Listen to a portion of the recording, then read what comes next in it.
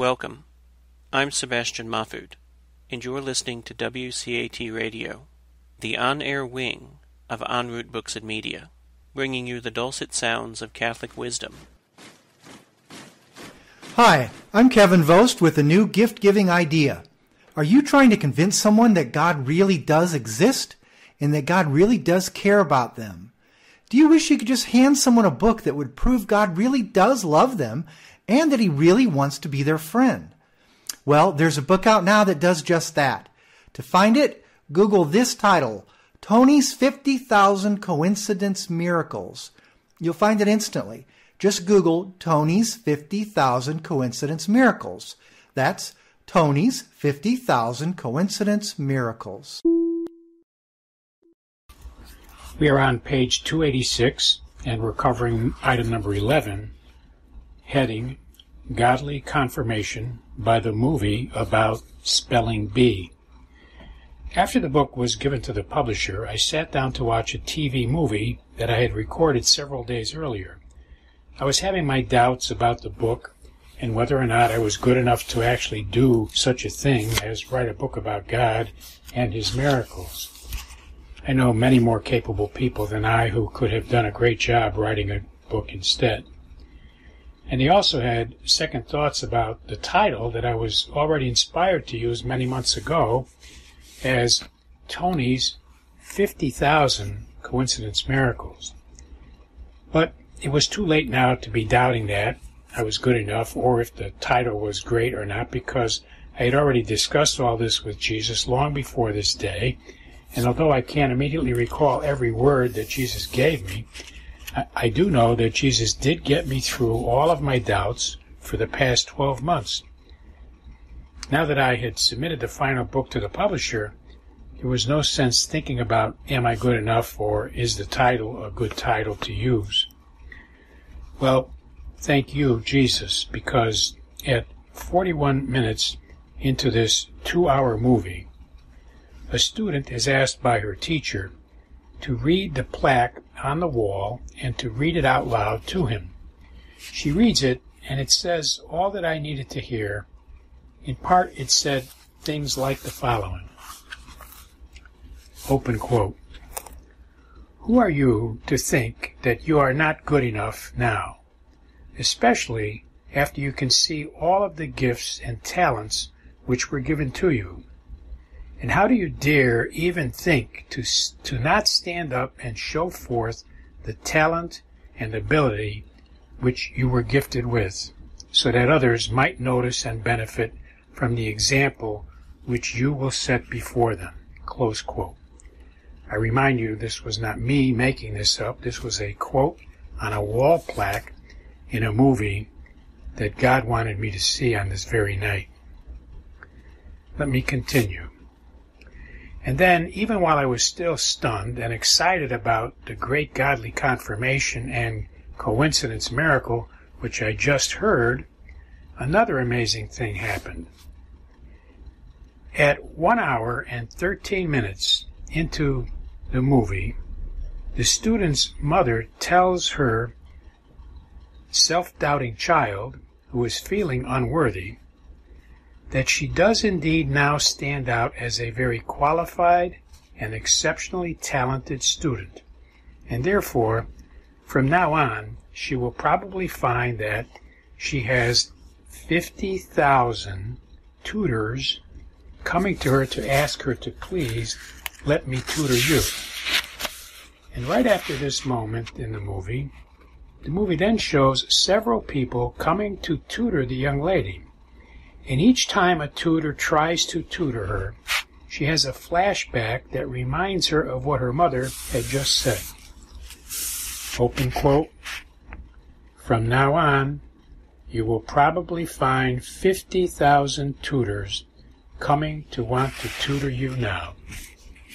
For me, as I was watching this movie, every time I heard them say 50,000 tutors in the movie, Jesus spoke into my heart, reminding me that he had given me that title to use for this book, namely, Tony's 50,000 Coincidence Miracles.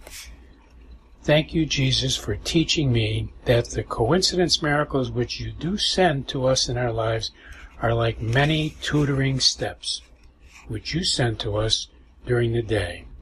Your miracles are often ways for you to teach and to tutor us in many things. The movie was released to the public in the year 2006, which was 11 years before I wrote the book. So the movie was just waiting for me for 11 years to notice both the plaque message in the movie and then to notice the 50,000 tutors would come up as a topic to teach the student, just as Jesus has sent me 50,000 tutors in the form of coincidence miracles for the past 50 years to teach me and prepare me for many things. The title to the 2006 movie was Aquila, spelled A-K-E-E-L-A, that's Aquila, and the B, that's spelled B-E-E. Once again, the title to the movie, a 2006 movie, is, open quotes, Aquila and the B, meaning the spelling bee. Close quotes. The key actor was Lawrence Fishburne. The key actress was Angela Bassett. The credits showed the producers to be Lionsgate 2929, Cinema Gypsy, and Starbucks Entertainment. I'd like to point out a couple of things about this. Jesus had me record that movie to be watched. I didn't know when I would watch it, but Jesus prompted me to go watch the movie after I got to the point where I was having problems thinking that the title, 50,000 Coincidence Miracles, might not be a good title. And I watched the movie, but I waited until an hour and 13 minutes into the movie before I saw mention of the 50,000 and the plaque. So certainly there were two obvious confirmations in that movie, and it was made 11 years before I wrote the book. These are the kinds of coincidence miracles that we need to notice. You know, every day we receive coincidence miracles like this. Think of the odds. What great things have to happen in order for someone to write a book called 50,000 Coincidence Miracles. And then, as it's being finalized, with doubts in your mind about 50,000 using that number, you just happen to have a movie you just recorded, and you just happen to get prompted to watch it on that particular night. It's totally amazing. I don't know how anyone could think that's less than a miracle, especially since the book is all about God and His miracles. We are on page 290, and we're going to read item number 12, which says, please note Exhibit H. Let us begin. For a very important confirmation from God and the Blessed Virgin Mary, please be sure to notice Exhibit H, which was the message from Our Lady in Medjugorje, the Blessed Virgin, on August 2nd, 2017. Item number 13, which is another confirmation, says, please note also, see the summary and conclusion statement. Let us begin. For the postscript at the end of chapter 9, please look into the summary and conclusion for the postscript in order to see another amazing confirmation from Jesus in the very final moments before printing. That final confirmation of many, many other confirmations was sent by Jesus to let us know that He was pleased with this book and with its intended mission. How wonderful Jesus truly is to all of us, that in the very final moments of concluding this book, He lovingly sends a miracle to tell us He is pleased with this book and with its mission. Thank you, Jesus, for confirming. Truly, the mission of this book, as you may recall, is that Jesus wants people to ask him things so he can give guidance and direction and help people avoid making mistakes. And this becomes especially crucial when we think about we don't want to make mistakes about getting to heaven or not getting to heaven, because we're going to go to heaven forever or we're not going to go to heaven. And after we leave this planet, we live somewhere forever, either in heaven or the other place. So his concern, Jesus' concern, is love of every human being on the planet. And he set me on this mission to write the book because he sees that unless people keep talking to him and asking him what to do to try to find his will, people keep making serious mistakes. I dare say when people say to you, what's wrong with the world, what's wrong with people, what's wrong with governments, what's wrong, when you hear those words, what's wrong, I suggest the answer is, the thing that's wrong is we no longer talk to God and ask him what to do. That's the main thing that is wrong. We're on page 291 now, and it's Exhibit F for Francis, Exhibit F, and it lists ideas on how to use this book for groups and clubs and for discussions with family and friends. Suggestion number 1, family. Each family member can read one miracle story per chapter and then share their own understanding and summary and their feelings of that story at Sunday mealtime, so that everyone in the family reads a different story for each week, and they give their opinion and their input, their thoughts about that story. Suggestion number 2, in the workplace, similar to the family idea above, co-workers can do something similar once a week at a weekly breakfast or luncheon meeting, where co-workers can read one miracle each for the week, and then when they gather, everybody can share their feelings and opinions about those miracles that they did read about. Item number 3, many other suggestions, like item 1 and number 2 just mentioned, like maybe school classes or organizations which meet monthly or weekly, who may want to consider the topic of what is a miracle and what is not a miracle, as they discuss things that are happening each week in their own lives. Suggestion number 4, maybe school plays or TV or movies. Imagine creating movies or school plays based on true stories about God's miracles. This would help moviegoers or people who come to plays to realize that they do receive miracles every day. I'm thinking of how the movie with Jimmy Stewart called It's a Wonderful Life had a great effect on showing people how precious life really is. That one movie with Jimmy Stewart, I dare say, has been watched by almost everybody, and even several times. A very moving, and it's a godly movie, and a very enjoyable one. We are on page 293. We're talking now about Exhibit G for God, and the title is Catechism References. Let us begin. As a friend of Jesus, we become mindful of God being present and living near us and with us during our normal daily activities. We experience some close communication with God as well. God nudges and prompts us to do good and not evil during our daily walk with God. Obviously, God, being our friend, is going to nudge us and prompt us to do good things. And he's going to give us the ability to do that, and that's why we're going to see miracles. The Catholic Catechism explains that we have the amazing benefit of the voice of God in our conscience all day long as follows.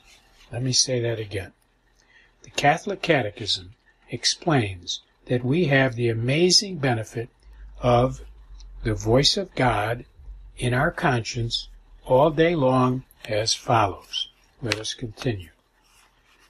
Article number 1776 says, deep within his conscience, man discovers a law, which he has not laid upon himself, but which he must obey. Its voice, ever calling him to love and to do what is good and to avoid evil, sounds in his heart at the right moment. For man has in his heart a law inscribed by God.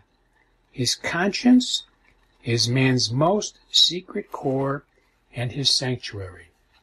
There, in his conscience, he is alone with God, whose voice echoes in his depths.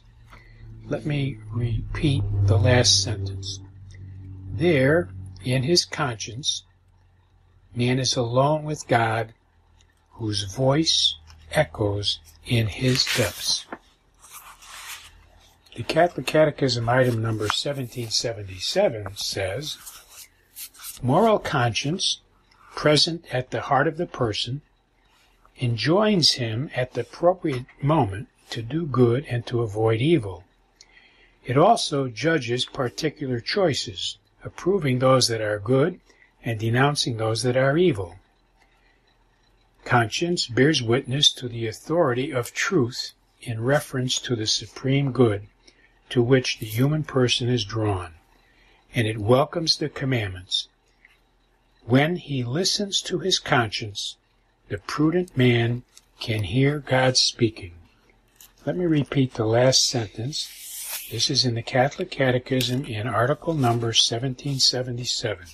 And the final statement of Article 1777 says this: when he listens to his conscience, the prudent man can hear God speaking.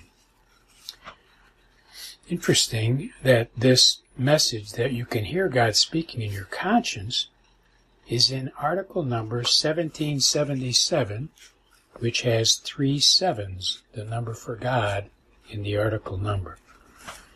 Let us continue. We are reading article number 1778. So far we have read 1776, 1777, and now we are reading article 1778. Let us begin. Conscience is a judgment of reason whereby the human person recognizes the moral quality of a concrete act that he is going to perform, and he's in the process of performing or has already completed. In all he says and does, man is obliged to follow faithfully what he knows to be just and right. It is by the judgment of his conscience that man perceives and recognizes the prescriptions of the divine law. Conscience is a law of the mind, yet Christians would not grant that it is nothing more. I mean that it was not a dictate nor conveyed the notion or responsibility of duty of a grace, speaks to us behind a veil, and teaches and rules us by his representatives. Conscience is the aboriginal vicar of Christ. Let me reread that last sentence. This is in article number 1778. The last sentence says, conscience is the aboriginal vicar of Christ.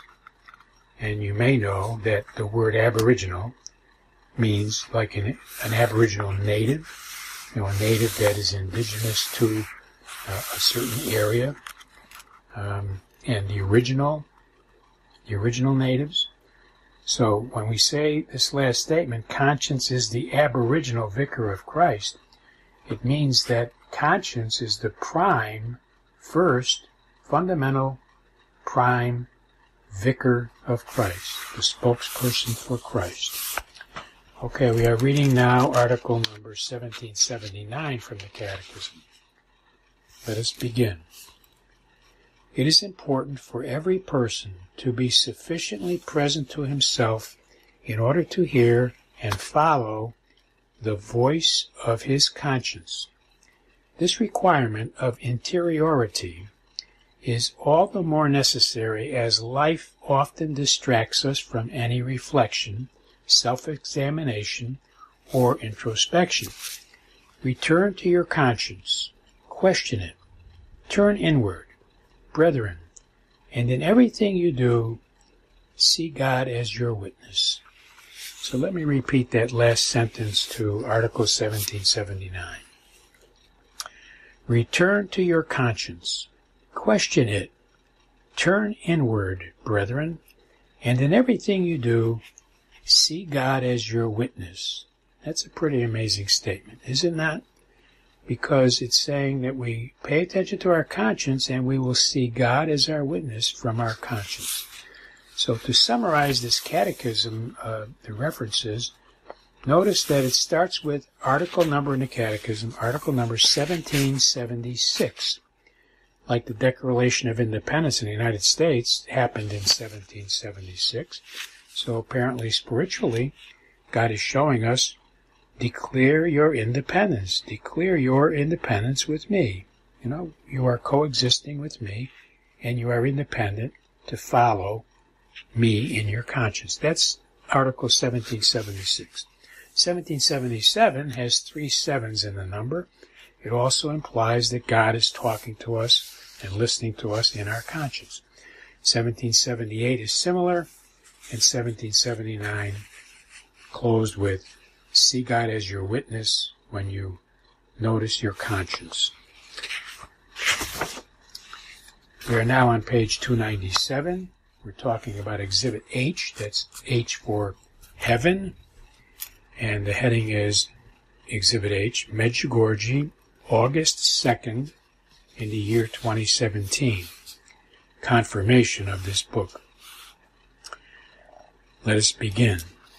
On August 2nd, 2017, 2 days after this book was finished and already sent to the publisher on July 31, 2017, the following message was received from the Blessed Virgin Mary in Medjugorje, Yugoslavia. Tony has underlined the statements below which do confirm the inspired mission he was given for this book entitled Tony's 50,000 Coincidence Miracles. Let us begin. Today, August 2nd, 2017, Our Lady appeared to the visionary Mirjana Soldo and delivered the following message. Dear children, according to the will of the Heavenly Father, as the mother of Him who loves you, I am here with you to help you to come to know Him and to follow Him. My Son has left you with His footprints to make it easier for you to follow Him. Do not be afraid. Do not be uncertain. I am with you. Do not permit yourselves to be discouraged because much prayer and sacrifice are necessary for those who do not pray. Do not love and do not know my Son. You help by seeing your brothers in them. Apostles of my love, hearken to my voice within you. Feel my motherly love. Therefore, pray by doing, pray by giving, pray by love, pray in work, and pray in thoughts in the name of my Son. All the more love that you give, so much more of it you will also receive. Love which emanates from love illuminates the world. Redemption is love, and love has no end. When my Son comes to earth anew, He will look for love in your hearts. My children, many are the acts of love which He has done for you. I am teaching you to see them, to comprehend them, and to thank Him by loving Him and always anew forgiving your neighbors. Because to love my Son means to forgive. My Son is not loved if the neighbor cannot be forgiven. If there is not an effort to comprehend the neighbor, if he is judged, my children, of what use is your prayer if you do not love and forgive? Thank you. Let me stress now a couple of points in the Blessed Virgin Mary's message, which are underlined in the book. She makes the statement, my Son has left you His footprints to make it easier for you to follow Him. And I submit to you, that's what these coincidence miracles are. Jesus keeps sending us these coincidence miracles as footprints so we can see him. And then I underlined where she said, "My children, many are the acts of love which he has done for you. I am teaching you to see them, to comprehend them, and to thank him by loving him, and always anew forgiving neighbors." That statement says the same thing. My children, many are the acts of love which he has done for you. And those two are the miracles. Everything that God does, everything that Jesus does is a miracle because he's God incarnate. We are now on page 299. There's a note that says, "Please also refer to pages 235 to 238 for an affirmation by Jesus which reads in part as follows." Now, to the listeners, I'm going to read this because it is on page 299, but we did already read this when we were on page 235, so you'll recall that now as I read this summary. This is Tony speaking. Let us begin. I opened the book called Imitation of Christ, written in 1391 and 100 years before Christopher Columbus discovered America. Incidentally, I learned that Christopher Columbus also read this book on his voyage to the New World. I wound up opening it at random to the section marked in the book as Book Number 3, Chapter 1, and I read these words, open quote. In the book of in the Imitation of Christ book, this is what is said, open quote, "Blessed is that man who hears Jesus speaking in his soul, and who takes from his mouth some word of comfort. Blessed are those ears which hear the secret whisperings of Jesus." And this book has been a lot about that, right? Ask God what to do, listen to what he tells you, ask him for inspirations, ask him for fleecing. And so this is why Jesus had me open to this book at random at the conclusion of this book, because he wants all of us to know, he's telling us, this book is saying, listen to me, talk to me, trust that I'm talking to you, use fleecing if you have to. And that's what it said in the year 1391 in that message I just read. Next, Jesus nudged and inspired me to take another book called He and I, volume number 1. I opened it at random as I was told and wound up seeing the last 2 paragraphs of the entry which was made in that book as dated January 3rd, 1948. Here is what Jesus said to Gabriel Bossis in those 2 paragraphs, and what Jesus was now also saying to me after writing this book with and for him. And I'm saying that Jesus is saying this to me because he told me to open the book at random, and this is where my eyes landed. Open quote. Jesus said, "You see, what pains my love is indifference, apathy, stagnation. When it comes to me, many people act as if I was still dead. But my child, I am alive, and I am near them, and in them, waiting for them to talk to me. I am waiting for their hearts to beat a little for me. I require so little, am so readily pleased, I only ask to be invited and to look after the banquet." Close quote. Now, I really would be irresponsible if I didn't read that again, because it really, after 14 months of writing this book, Jesus saying, go and open the book at random, I have a message for you. That's what he said.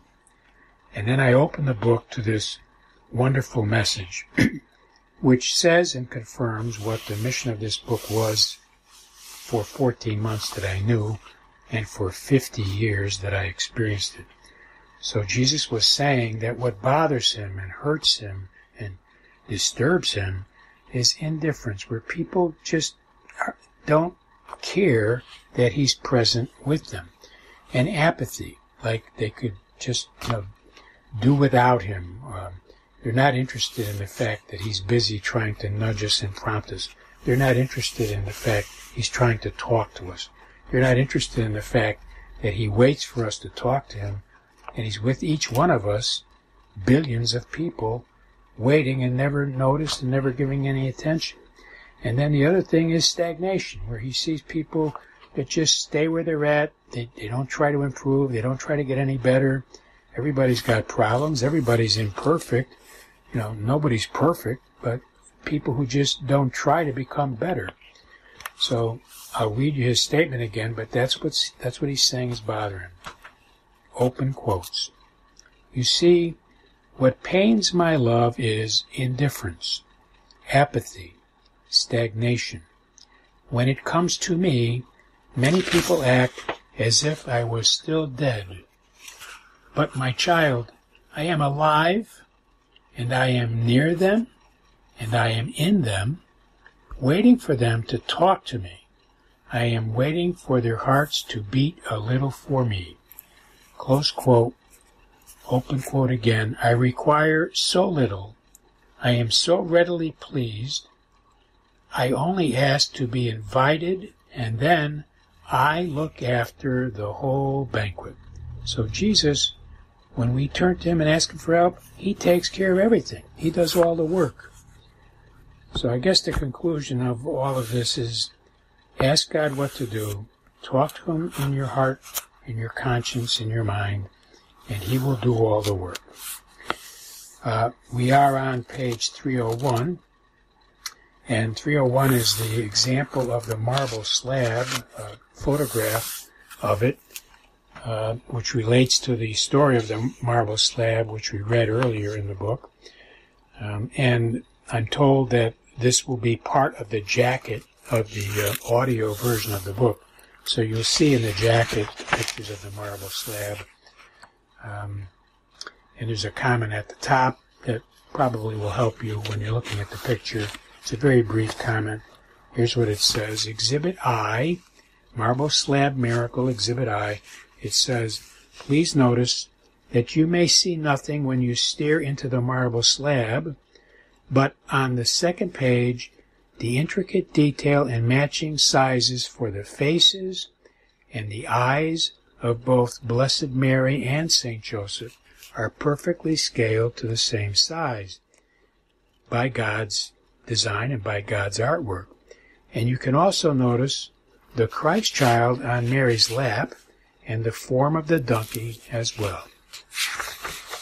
I thought I would read the front cover and the back cover in conclusion. So the front cover of the book starts out by saying Tony's 50,000 Coincidence Miracles, and then it says, let me convince you that God sends you miracles every single day.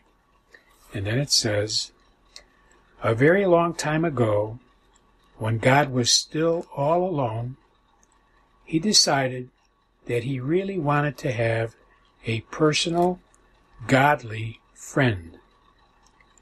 And then it says, so God created you and placed some divinity within you so that you can always choose when to become his God-like friend.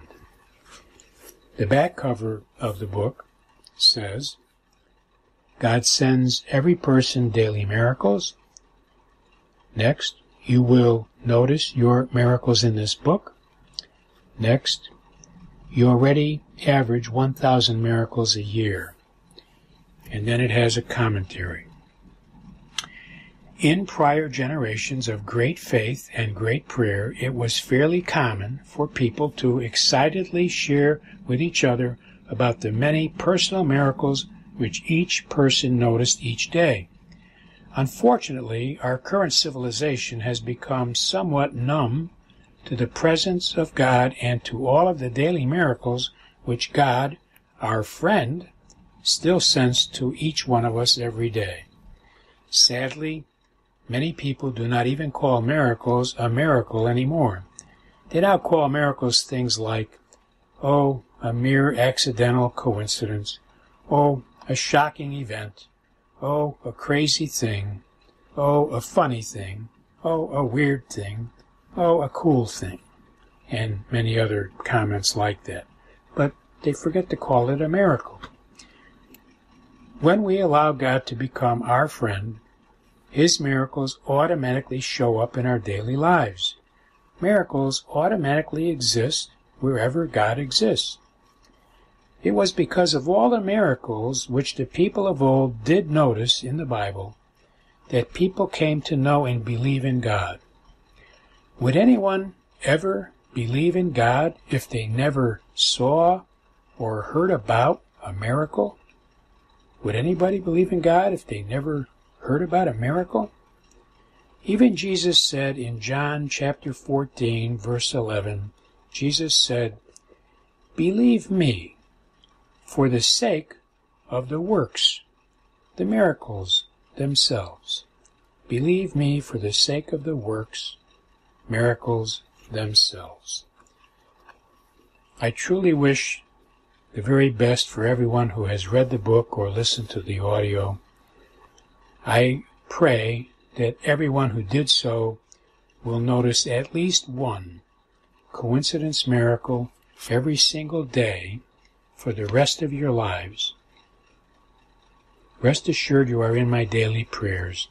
May God bless you and become your friend by your permission. Goodbye.